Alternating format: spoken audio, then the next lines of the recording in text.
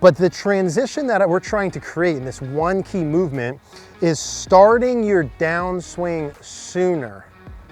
Starting your downswing sooner. And the best way I've found to train this, and I've talked with other coaches at length about this, is having the club head only be about hip high before you're starting your downswing sequence.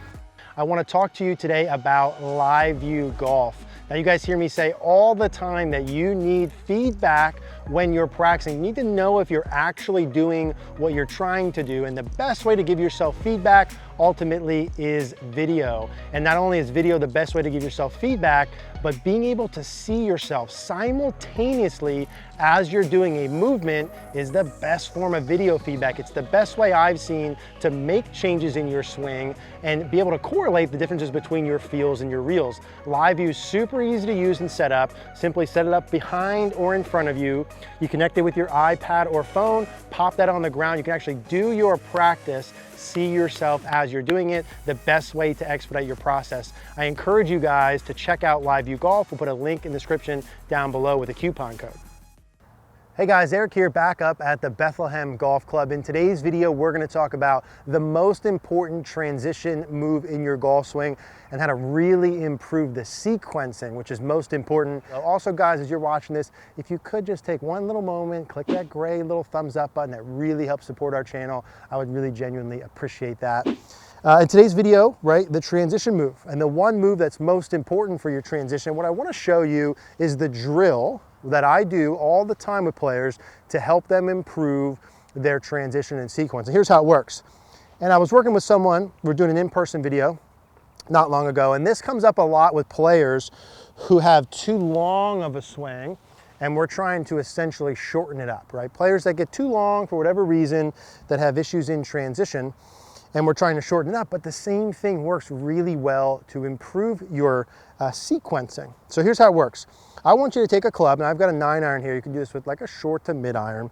And I want you to hit the first ball where you make a backswing and a follow through, and you take your hands back to hip high, through to hip high. Now, that's a feeling, right? I might go a little longer than hip high, that's okay. The feeling is that I'm going hip high, hip high. So my 9-iron here might go, we'll call it 100 yards, right? So let's take here, I'm gonna go back hip high, and I'm gonna hit this first one 100 yards. And you'll see on the second ball where I'm going with this. So hip high.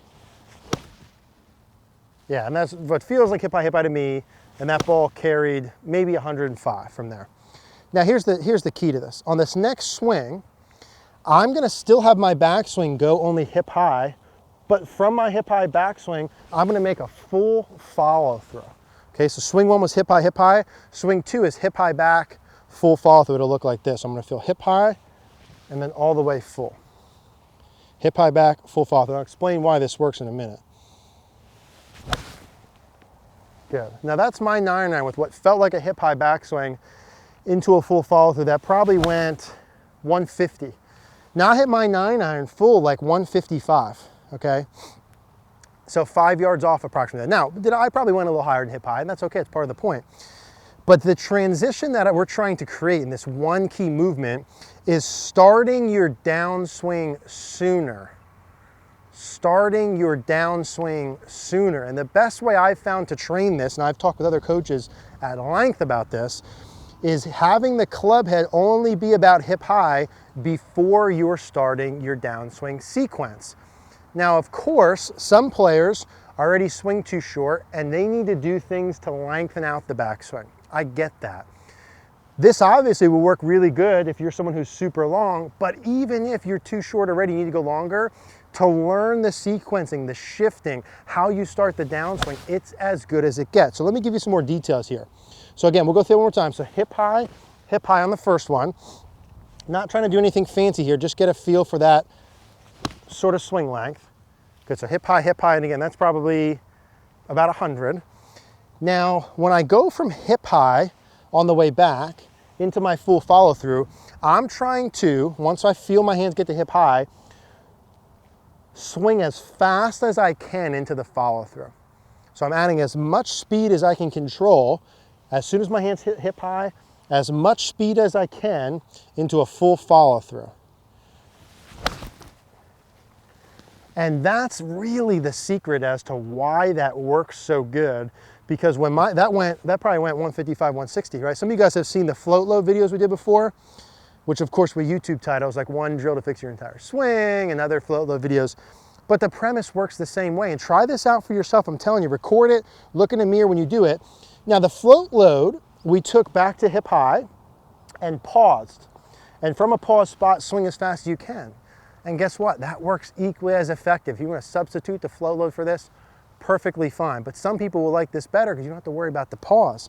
But when I go back and I get the club going to hip high and I create as much speed as possible, guess what happens? All of the good things in a golf swing that I want.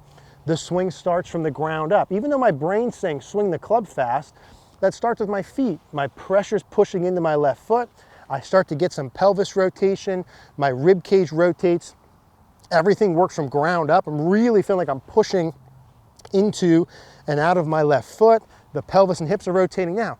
All that's happening without me having to think about it, because all I'm trying to do is get the club moving as fast as possible. The reason why it works so good when we're only hip high is because I've eliminated all the SHIT stuff that happens later on in my swing that creates issues when I come down. How many times I see a player go up, they have issues from here to the top that creates issues earlier on. The shaft gets steep, the face gets open, too much forearm rotation, wrist angles. I'm taking all that out of play, so your brain has nothing fighting against it to be able to do all these good sequences. That's why it works so good. And for me to create so much speed from here, I have to recruit all my big muscles. I go all the way up here with my arms and hands, and I can start throwing my arms in. I feel like I got a lot of stored power. From here, it's like I got no power. I gotta really get going with my body. And that's how you get these transition moves. So let's do that one more time. And I'm doing this with a 9-iron.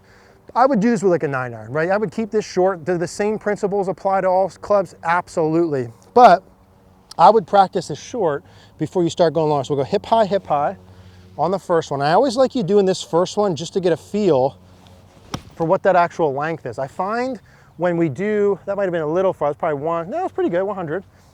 When we do the hip high first, I know you have the feel. If we remove the hip high, and I say, hey, just go hip high full, we haven't really got a sense of where hip high really is at. So do that first one in there. Now I've done that, I'm gonna go hip high full. And again, I'm feeling like once my hands get to hip high, I'm gonna swing as fast as I can, create as much speed as I can from there through. And that lines up. And you guys can't see those ball flights, but that's as good as I can hit it. I mean, that's gonna be full distance. Yeah, I mean, that had to be 160. It might have been farther than normal. Why is that farther than normal? Because when I'm trying to create speed from this short place, I recruit all of my big muscles, my glutes, my legs, my core, rib cage, and all that. So what I would do, if you're struggling with your transition, you're struggling with compression, you're struggling to get your downswing correct, is take out the second half of your backswing just in practice. Do this to the point where you hit this really solid. And then how do you transition this into a normal swing? Well, I do the same exact thing, but I'm gonna go hip high, record it, and see where I'm actually at. A lot of you guys and gals, when you feel hip high, I bet you'll be more like shoulder high. You'll be chest high, shoulder high. It'll probably be a 3/4 swing by itself. So in a normal swing, you might only feel, hey, once my hands get about hip high, rib cage, chest high, that's when I can start going down. Your arms and hands are gonna keep going up just out of pure momentum.